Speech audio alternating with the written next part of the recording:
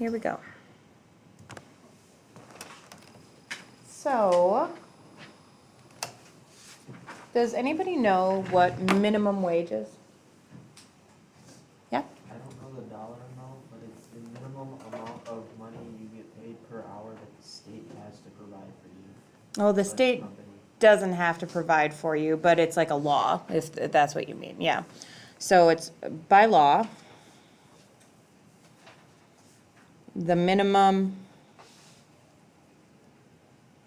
amount per hour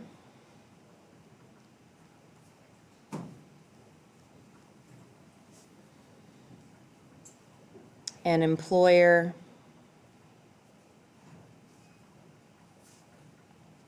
has to pay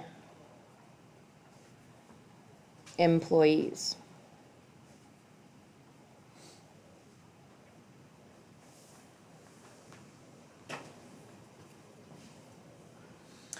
All right, does anybody know what the federal minimum wage is? Yeah? Isn't it like 9 something? No. $10. $7.25 is the federal minimum wage.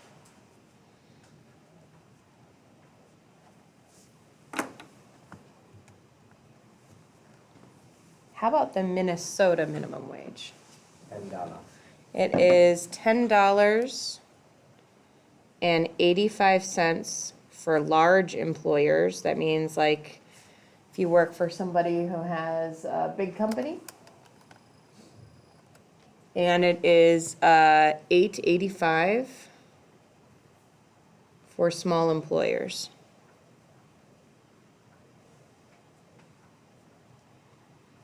Whether you're a small employer or a large employer, I don't really know the difference. It's about how many employees you have and how much money you generally take in. But let's assume that if it's Quick Trip or Walmart or any place that has more than one store in different locations, that's a large employer. And any place that is like a mom and pop restaurant where that's their only restaurant, that's probably called a small employer. Okay? This is minimally what you have to do. So what if, here's the question. These are for Minnesota. Which one do we use? Federal is $7.25. Minnesota, both of them are bigger. Anybody know?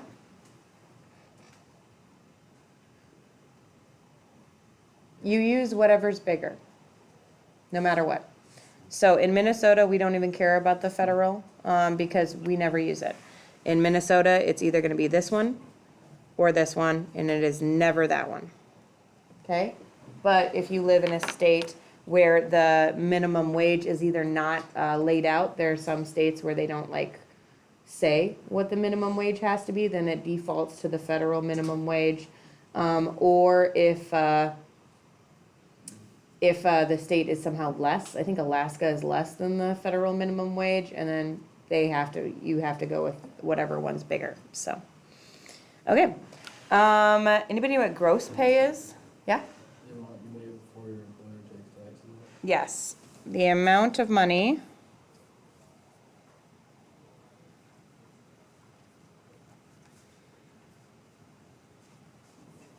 made before, I'm gonna say before deductions.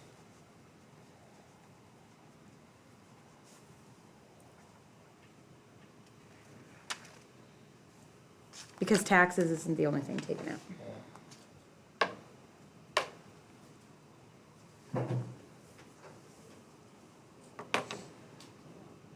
How about deductions? What could you take out of a paycheck?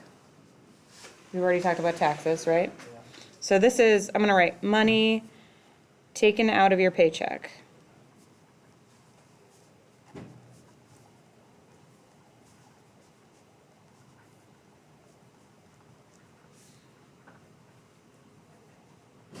Taxes is one. Social Security, which we'll talk about what that is.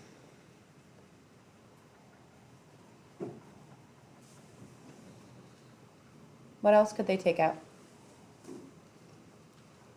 Riley? Insurance. Insurance? Health insurance for sure. Car insurance is something you usually pay on your own. Yep. Do you have another one or no? That is. Anybody else have something? How about retirement? You might have like a 401k or a savings account that you've asked them to take money out. Also, depending on where you work, you might have union dues. Do you guys know what a union is? What's a union?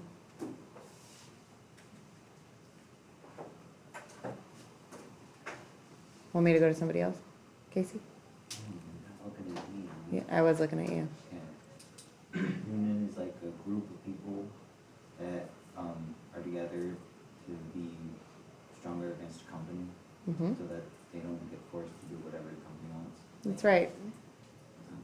So they can't be forced to just take whatever the company gives them. So like, for example, the teachers have a union in Minnesota. I was the negotiator for the teachers union in Lewiston, which meant that when we were negotiating our contract, we negotiated a contract for 3 years at a time.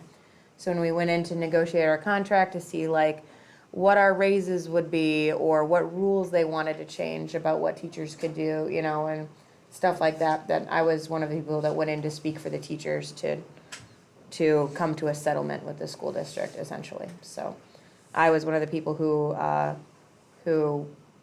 tried to get us raises, and we got a raise, which was nice. Although we should get raises every year because of just everything. Everything's more expensive now. You've noticed this, right? Everything's more expensive, but anyway. The union dues are money that goes towards the union that helps pay for those kinds of things. Part of it is for being in a union in the whole state of Minnesota, and part of it is money that goes towards people who work for the union helping you. Also, for example, like let's say you got in trouble at work, like I don't know, you did something that your boss thinks is inappropriate, then you would take a union person in with you for that reprimand. When your boss is talking to you, and then they would make sure that everything the boss is saying to you and doing is legal. So like they can't just fire you on a whim. They have to have like reason and proof and all of this stuff, and it's kind of almost having like a legal person with you at the same time. Last one we're gonna do here is net pay. Yeah? The money made after deduction. Right, so this is actually like your paycheck. So this is the money on your paycheck after deductions.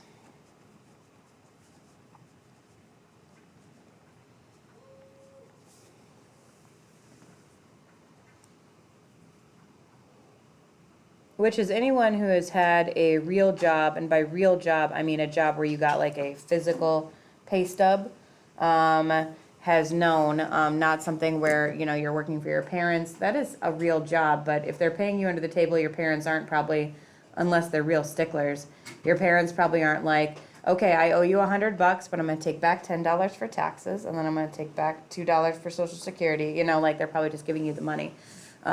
Has anybody gotten a paycheck and then been like, whoa, they take a chunk out? My first one. Yeah, it's really shocking, the first paycheck you get, because you're like, I am supposed to get $1,200 on this. Then you look at your paycheck and it's like $850, and you're like, what? How could that possibly happen? There's a lot of things we're going to talk about, like Social Security, which is money that goes into the government and is retirement money for everybody, and how to get that when you're done, and so on, and Medicare. But we'll talk about all of that stuff starting tomorrow. What I want you to do now is I want you to take out your net pay worksheet that I gave you.